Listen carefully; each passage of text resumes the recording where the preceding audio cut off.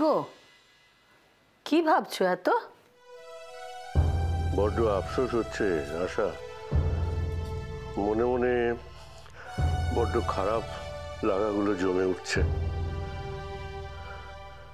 চোখের সামনে সংস্কার বাড়ির এই দুর্দশা দেখবো এ তো কখনো স্বপ্নেও ভাবিনি।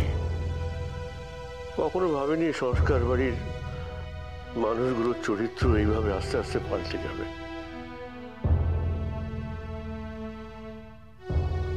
কখনো ভাবিনি তাদের বোধ, রুচি, সংস্কারই এতখানি অবক্ষয় হবে। এটা হতে পারে? যাদের আমি সব থেকে প্রাণের প্রিয় ভাবতাম তাদের এতখানি বদল, এটা মেনে নেওয়া যায় আশা?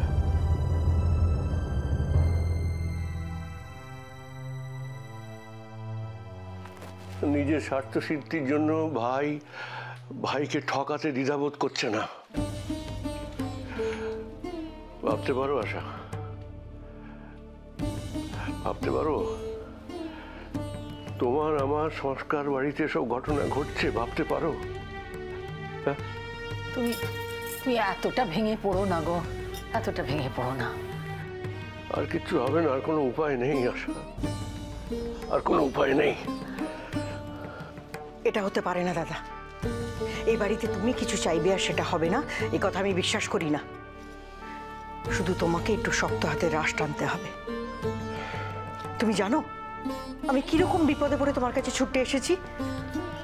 কি হয়েছে ঠাকুরজি? হ্যাঁ, কি হয়েছে? আমাদের এই সংস্কার বাড়ির শোধন দরকার। আমি তোমাকে ভালো কথা বলছি দাদা, আমাদের এ বাড়ির পুরনো ঐতিহ্য, নিয়ম কানুন, রীতি সবকিছু আবার ফিরিয়ে আনতে হবে। তা না হলে সবকিছু রসাতলে যেতে আর সময় লাগবে না দাদা। পিসিটা আমি একদম ঠিক কথাই বলছে দাদু। দেখো, আমরা ছোট থেকে যে মূল্যবোধ, নিয়মানুবর্তিতা, নিষ্ঠা নিয়ে বড় হয়েছে সেটা তো এরকম ভাবে হারিয়ে যেতে পারে না। আমরা সবাই ভালো করে জানি আর দেখতেও পাচ্ছি যে এ বাড়িতে শম্পা, জিকো, এই চরিত্রগুলোর গুরুত্ব কতখানি বাড়ছে। তো একবার যদি সংস্কার বাড়ি শোধন হয় সেটা তো ভালোই। এদেরকেও বুঝিয়ে দিতে হবে যে এ বাড়িতে থাকতে গেলে এই বাড়ির মতন করে থাকতে হবে, নিজেদের মতো করে থাকতে পারবে না।